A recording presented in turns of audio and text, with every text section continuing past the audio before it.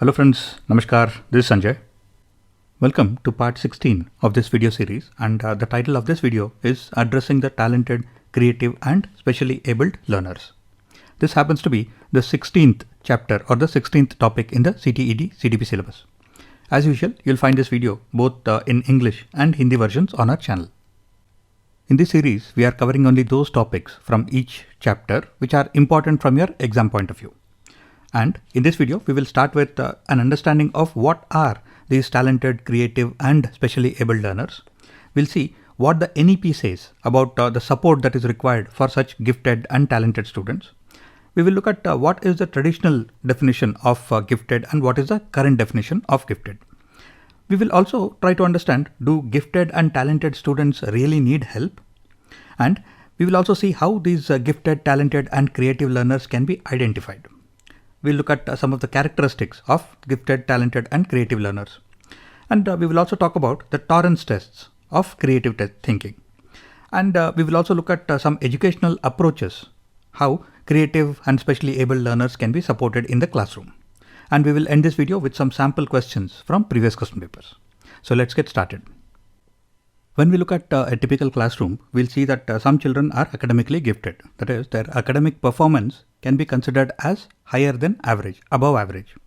And then there are children who are intellectually gifted, children who are intelligent, who are smart. Even if their academic performance is not high, they still display their intelligence and their capability in other fields. They might have leadership skills, or they might be emotionally intelligent. So intellectual giftedness is a little different from pure academic giftedness. And then there are children who have a high degree of creativity. And when we are talking about creativity, we are not just talking about drawing or painting or other artistic fields. Creativity can be in any field. For example, there are some children who can open up any mechanical object, they can figure out how it works and they can repair it. So such children can be considered as mechanically creative. And then there are children who display talent in fields like sports or music. So when we are talking about gifted, talented, creative or specially abled learners or children, then we are not just talking about academic areas. We are talking about all areas of human activities where we can find learners or children who are above average. So traditionally, when we were talking about gifted children, then we were referring to either mathematical or scientific giftedness. But now the modern thought is that we should be looking at gifted, talented, creative and specially abled learners or children in all useful areas of human activities.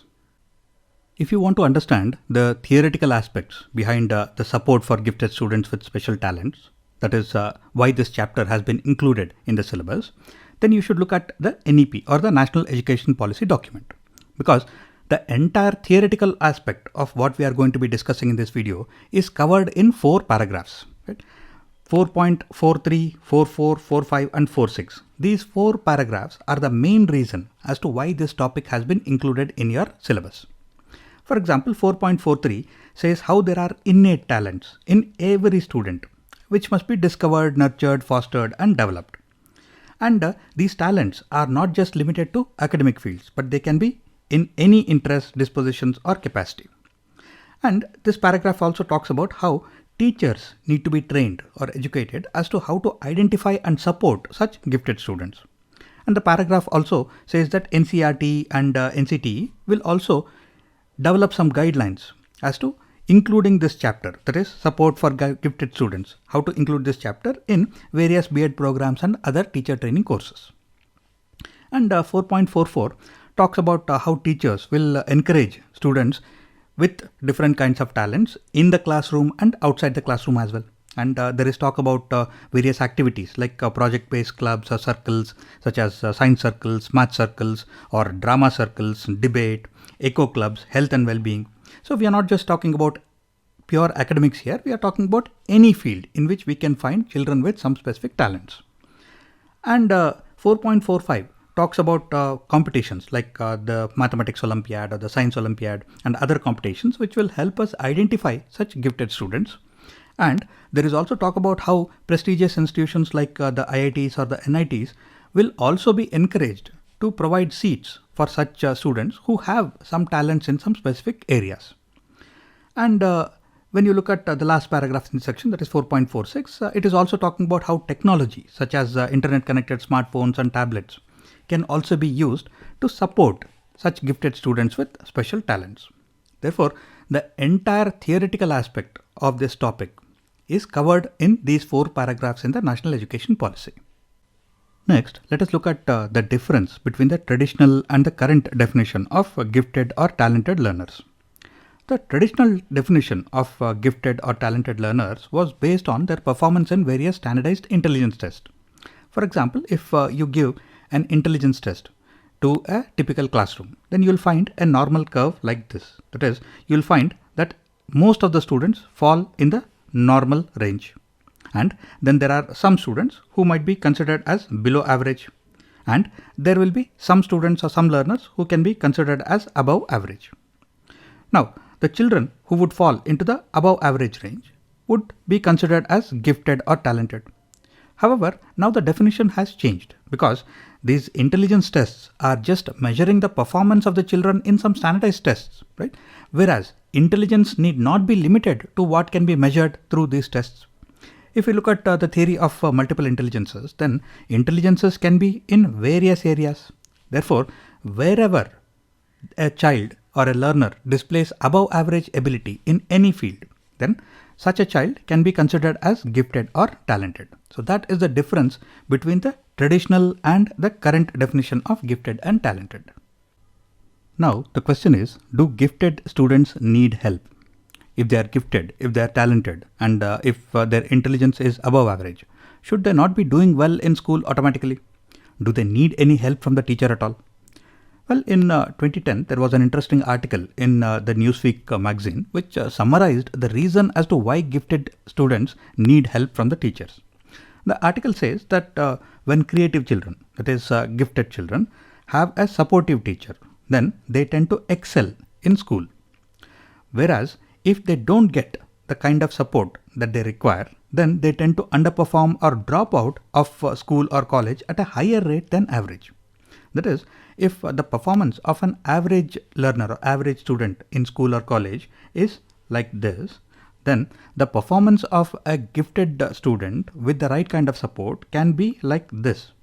However, if the same student does not get the required support at the right time, then their performance can go down drastically like this. So definitely gifted children need help from the teachers. So what kind of help do they need? Well, to identify, nurture and develop their abilities, as it is mentioned in the NEP document as well.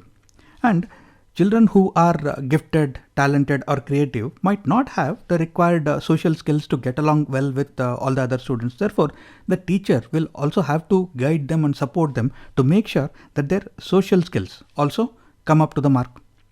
And gifted children or talented children can sometimes be quite emotional, so they need some emotional support as well.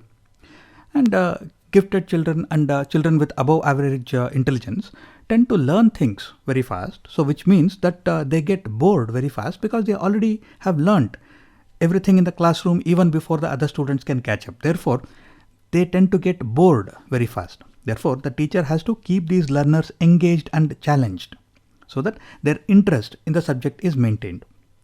And just because they're gifted, talented or creative doesn't mean that they automatically know what to do. Right?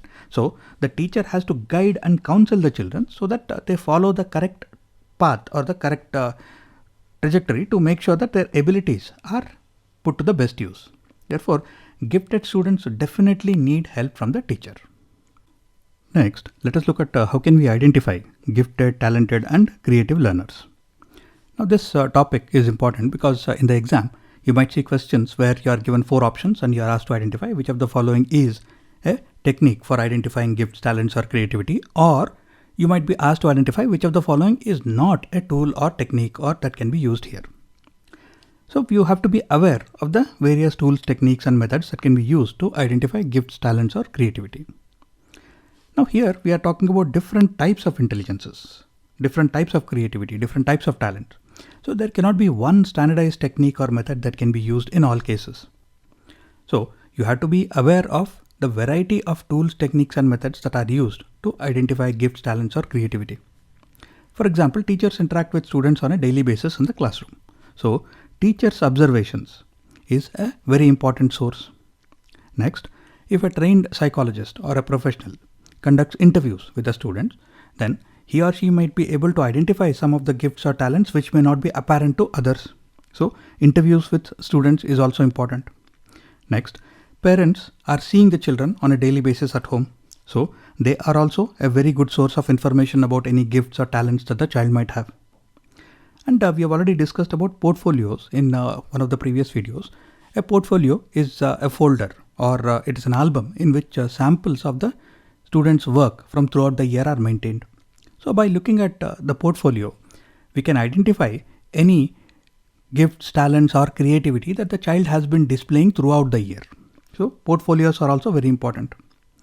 And finally, let's look at standardized testing.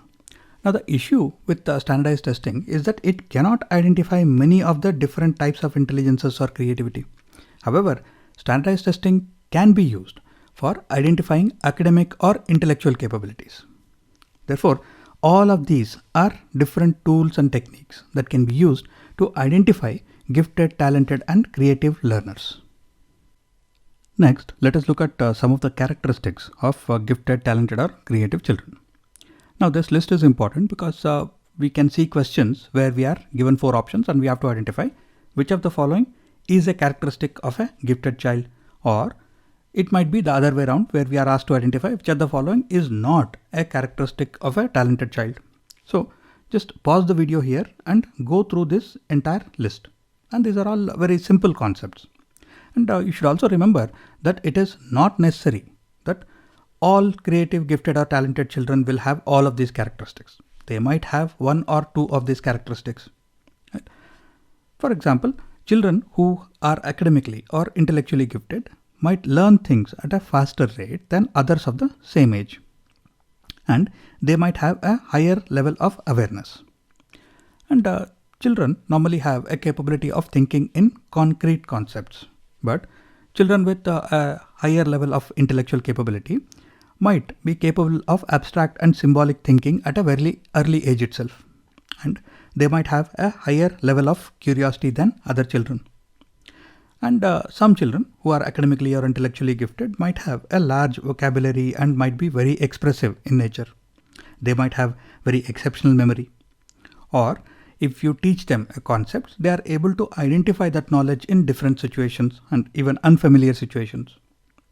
And they might have very good problem solving capability. And sometimes children with intellectual capabilities might have a longer attention span and they might have a higher level of attention to detail. And because children with academic or intellectual capability might learn things faster than others, they might have a diverse range of interests because they quickly learn things and they get bored and then they move on to the next thing. So they will have spontaneous and a wide range or a diverse range of interests.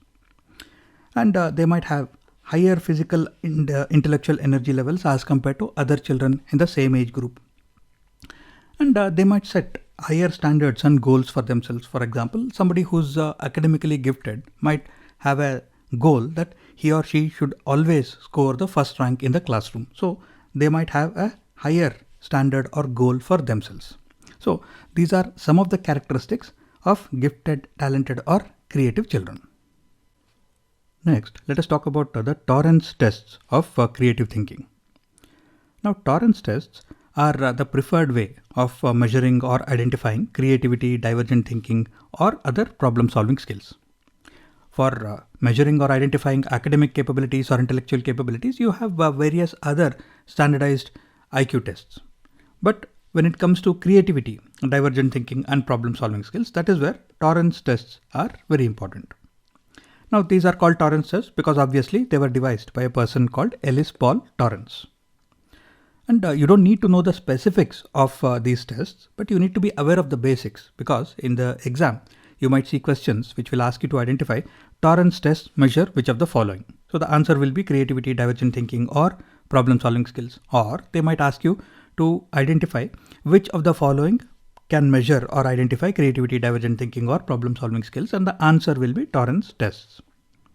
Now Torrance tests involves some tasks. So these can be verbal tasks or non-verbal tasks. which the test takers have to complete. And the test takers are scored on 4 scales or 4 parameters. That is fluency, that is how meaningful and relevant is the idea or the answer that they have come up with. And if you give them the same kind of problem with different variables or different scenarios, right? So how flexible are they in coming up with an answer for the new situation? And originality, that is the solution or answer that they have given, is it original or have they just copied a previous answer or an existing solution? And elaboration, that is, have they just given some basic idea or have they given the details of how it can be implemented? So fluency, flexibility, originality, and elaboration are the parameters or the scales on which the test takers are measured. Now, Torrance tests are quite reliable given the fact that they have been extensively used and tested in the past. For example, in one study in Minnesota in the US, the test was administered in 1958 and it was administered to a group of elementary school children at that time. And later on, the same people who now had grown up, so a follow-up was done after 22 years and after 40 years from the original test and even after 50 years from the original test to see if the results or the predictions of the original tests were still true and correct. So that way, Torrance tests have been shown to be quite reliable in measuring creativity, divergent thinking, and problem-solving skills. And next, let us look at some of the educational approaches and the interventions that can be used to support the gifted, talented, and creative children in the classroom. The first educational approach is differentiated instruction.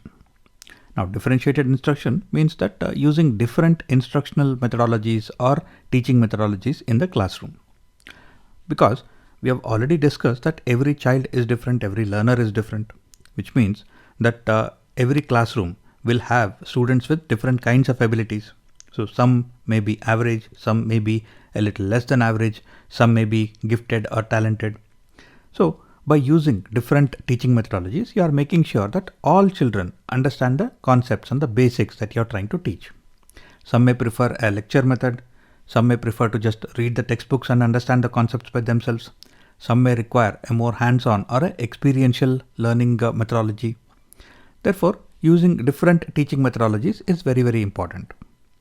Next comes self-directed learning. Self-directed learning means you are giving children an opportunity to set their own targets and set their own pace or speed. For example, if the syllabus says that you have to complete 4 chapters in a particular month, then if some of the students are capable of finishing those 4 chapters in 15 days, then you give them an opportunity to complete it in 15 days. And you can always give them additional activities or additional practice in the remaining time to keep them engaged and challenged. So children are setting their own targets and their own speed as well. Then comes acceleration. Acceleration means that you are increasing the pace of the learning. That is, if children are supposed to learn only about 10 concepts in a particular topic, then if children are capable of learning a lot more, then you expose them to additional concepts, you give them more exercises, more projects, and you can even expose them to concepts from other chapters, even other classes, so that you can speed up their learning. So that is acceleration. Then comes ability grouping. So ability grouping can be homogeneous or heterogeneous. For example, in a classroom, if I make a group of all children who are good with mathematics, and I make a group of all children who are good with languages. So these are homogeneous groups. And if I make a mixed group of children, some of whom are good in mathematics, some of whom are good in languages, so that is a mixed group or a heterogeneous group. Now, by making groups of children with different kinds of abilities or similar kind of abilities, I can use these groups to complete different types of activities and different types of projects and tasks in the classroom. For example, if I make a group of children who are all good with mathematics, then I know that they already understand the basics, so I can teach them the next level of mathematics and more advanced level of mathematics. And when I make a heterogeneous group, then I'm giving children an opportunity to interact with each other and learn from each other. Therefore, ability grouping can also be used in different ways for teaching all the children in your classroom, including the gifted, talented, and creative children. Then comes mentor programs. By assigning mentors to the gifted and the talented students, you give them an opportunity to interact one-to-one with their mentor so that they can get better guidance and better support. So mentorship programs are also very important. Then comes enrichment. Enrichment means that you are introducing additional material or more concepts, or you are giving them better assignments than what is prescribed in the syllabus. For example, if the syllabus just has the theoretical aspect, you might include a practical assignment into that, or you can include a field visit into the syllabus so that children's learning gets enhanced, their interest in that topic gets increased. So enrichment means making things better. So by adding more interesting and a variety of material into the teaching process, you are enriching their learning process. And finally, curriculum design. This is probably the most basic step which covers all of the previous ones. That is, when you are designing the curriculum and when you are designing the teaching plan, then you have to make sure that you take into account the fact that your classroom will have learners with different kinds of abilities. So your curriculum should be designed to cater and to meet the needs of all children. They may be below average, average, or above average. So curriculum should be designed to meet the requirements of all learners. So these are some of the important educational approaches. Moving on to interventions, let us first talk about how children need to address feelings of isolation. Now, children who are gifted and talented and creative may not be socially comfortable with other children as well. They might have a difficulty in mingling with or interacting with other children. So which means that some of the creative and some of the talented and gifted children might have a feeling of loneliness. Right? So teachers have to identify such a situation and help these children address such feeling of isolation or loneliness. And the gifted and the talented children might often set very high expectations or goals for themselves. For example, some children might say that I always have to get a first rank in the class. And if they don't get that, then they tend to get into a self-criticism mode. Their self-confidence starts going down. So which means that teachers have to recognize that children are not mature enough to deal with such issues by themselves, and they should help and support children or learners to deal with these situations where they get into self-criticism or they feel a loss of self-confidence. And then in a typical classroom, when you ask a question or you give an assignment, then teachers typically expect all the children to give a similar type of answer because that has been marked as the correct answer for that question or that assignment. However, teachers should realize that the gifted and the talented students might think in a different way. They might come up with a different solution. They might look at things from a different angle. So teachers should recognize this and encourage such divergent or different way of thinking.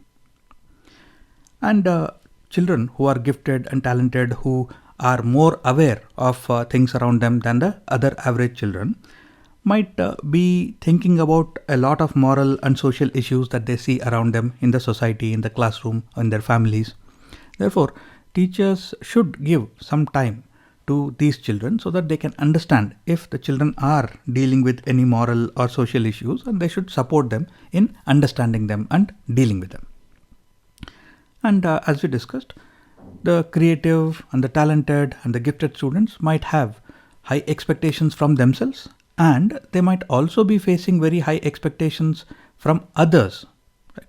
For example, if a child is very good in swimming, then the expectation from the parents, from the teacher, from the coach, it might be that the child will always do well in all the competitions. However, if the child is not able to give his or her best performance for whatever reason, then such a situation might lead to self-doubt or loss of self-confidence, or they might lead to some emotional issues as well. So teachers have to be conscious of the fact that the gifted and the talented and the creative children might have such situations where they have to deal with self-doubt or loss of self-confidence or emotional issues, and they should provide the support required to help the learners deal with such situations.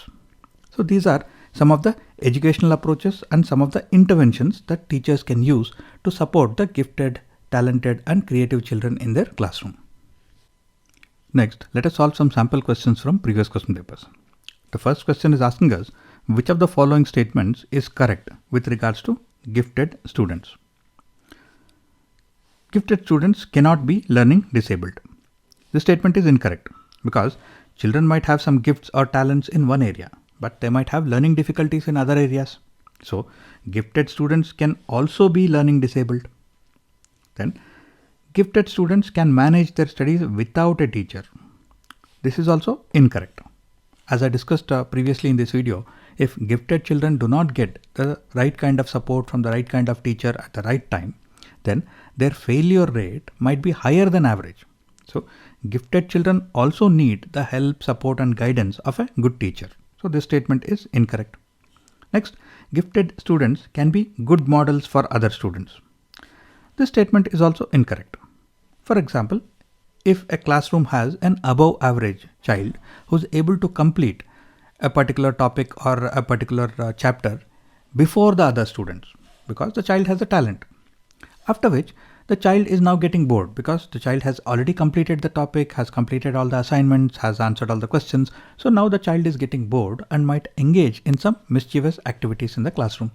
So it is not necessary that gifted students are always a good model for other students. So this statement is incorrect. Next, gifted students need support not ordinarily provided by the school. This is a correct statement and this is also the correct answer. Because in a typical school, there is a standardized curriculum, there is a standardized syllabus, there is a standardized teaching methodology. So if you look at an ordinary situation in a school, then these gifted and talented children might not get the support that they need. So the teachers will have to make a conscious effort to use different teaching methodologies and use different interventions to support such gifted and talented students. Therefore, gifted and talented students might not get the support in an ordinary way. So they will have to be given some extra attention and some extra effort has to be taken. So gifted students need support which is not ordinarily provided by the school. So this is a correct statement. Which of the following is not considered as a sign of being gifted? If you remember, we discussed about some of the characteristics of gifted, talented or creative learners. And creative ideas is definitely a sign of being gifted. Novelty in expression is also a sign of being gifted. And curiosity is also considered to be a sign of being gifted. So, fighting with others, it not necessarily a sign of being gifted. Therefore, the answer here is option 2. Multiple pedagogical techniques, assorted learning material, multiple assessment techniques, and varying the complexity and nature of the content are associated with which of the following? In this video, we discussed about the various approaches that can be used to address the needs of gifted, talented, or creative learners. And in that, we spoke about the concept of differentiated instructions, where we said that every learner is different, every child is different. Therefore, a teacher will have to use multiple pedagogical techniques or multiple teaching techniques and different types of learning material and different types of assessment techniques to make sure that the needs of these creative, talented or gifted children are met. Therefore, this statement that is given in the question is referring to differentiated instruction. Out of the box thinking is related to which of the following? Now, what is this out of the box thinking? So now there is a boundary within which all the students think and all their answers are similar. However, there might be a gifted or a talented child who is looking at the same situation or the same problem in a different way, and he or she might give an answer which is out of the box. It is different from all the others. So this is out of the box thinking. So when we look at the options, divergent thinking, that is when all the students are thinking in the same way. If one student who is creative or gifted thinks in a different way, then this is divergent thinking. All of these are convergent thoughts. Therefore, divergent thinking is also called out of the box thinking. So option 3 is the correct answer. Which of the following is a characteristic of a gifted learner? Now, if you look at the 4 statements, the first statement says a gifted learner can feel understimulated and bored if the class activities are not challenging enough. Now this is a correct statement. It is correct because, as we discussed earlier on in this video, teachers have to use different types of educational approaches to keep these gifted and talented students engaged and interested in the classroom. Because if they understand the concepts and complete all the assignments even before the other children are able to, then these gifted or talented students can start getting bored in the classroom and they can engage in disruptive or mischievous activities.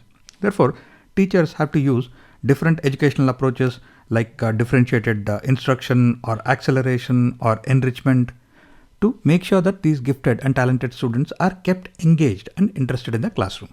Therefore, statement 1 is definitely correct, because if the activities are not challenging enough, they'll finish it fast and then they will get bored. Statement 2 says he is highly temperamental. It is not necessary that gifted learners are temperamental or emotional always, right? So this is not a statement that is correct for all gifted learners. And then he engages in ritualistic behavior like hand flapping or rocking, etc. Now, this statement seems to be describing an issue associated with learning disorders like autism. So this is not a characteristic of gifted learners. So the statement is incorrect. Next, he gets aggressive and frustrated. Now it is not necessary that all gifted learners are always aggressive and frustrated. Therefore, this also is incorrect. Therefore, statement 1 is the best and the most correct answer among the given options. And with that, we come to the end of this video. If you have any questions or feedback, you can post them in the comment section below. And I will see you again very soon in the next part of this video series. Till then, take care, stay safe.